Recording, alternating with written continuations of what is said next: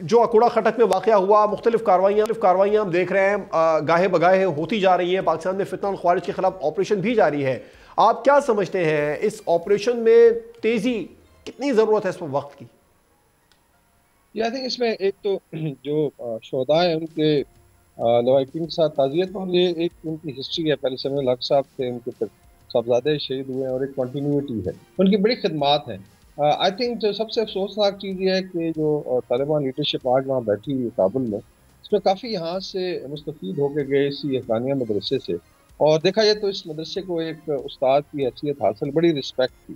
لیکن جہاں پہ آ کے اس میں جو ہے ایک مدرسہ یا مسجد میں اٹیک، ایک تو بالکل ان اسلامک ہے، اور یہ کلیم کرتے ہیں کہ یہ ٹھیکیدار بنے ہوئے اسلام کے، بالکل I think they are hired gun بن چکے ہیں. ابھی جتنی بھی رپورٹس ہیں امریکہ کے جو ڈالر تھے یہاں پہ اسلحہ جو چھوڑا گیا، اس کے علاوہ سارا ایڈم کی رپورٹ ہے کہ تقریباً $87 ملین ہر ہفتے کیش آتا تھا بائیڈن کے ٹائم پہ، جو شاید ٹرمپ ابھی اس کو اسٹاپ کرے. تو یہ بیسیکلی کوئی اسلام کی خدمت نہیں ہے. اور دوسرا جو حامد حق صاحب تھے، وہ بڑے ایکسپوننٹ رہے ہیں وومن ایجوکیشن پہ بھی، جب انٹرنیشنل کانفرنس اسلام آباد میں انہوں نے بات چیت کی تھی.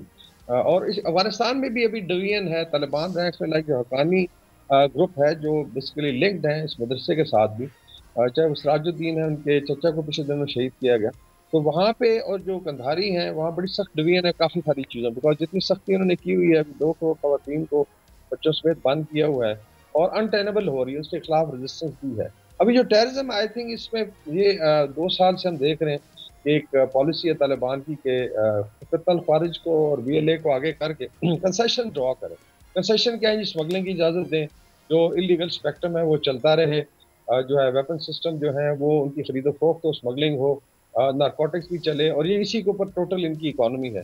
تو میرے خیال میں بڑے شرم کی بات ہے. طالبان خالی مذمت کر دینا مثل کافی نہیں ہے.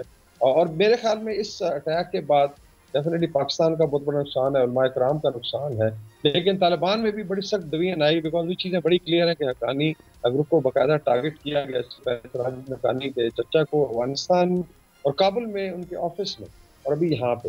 تو فتنہ الخوارج کی آئی تھنک کڑیاں جو ہیں ایک تو کابل سے ملتی ہیں، اور پھر پیچھے بھارت کی فنڈنگ ہے، چاہے BLA ہو یا یہ ہو. پاکستان کی ڈٹرمنیشن ہے، اور اس میں ٹائم لگ رہا ہے. ہمیں امید تھی کہ جب امریکہ میں ڈرال ہوا تو اس کے بعد چیزیں بہتر ہوں گی، لیکن پھر وہی پالیسی رہی.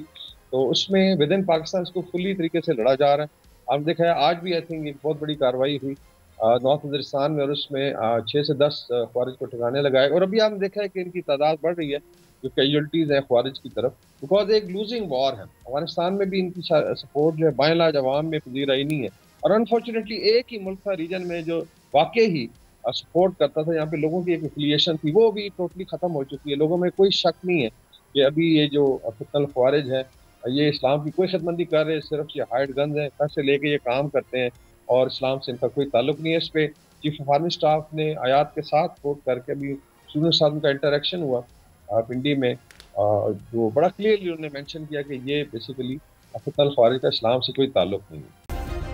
سبسکرائب کریں اور بیل دبائیں تاکہ کوئی خبر رہ نہ جائے.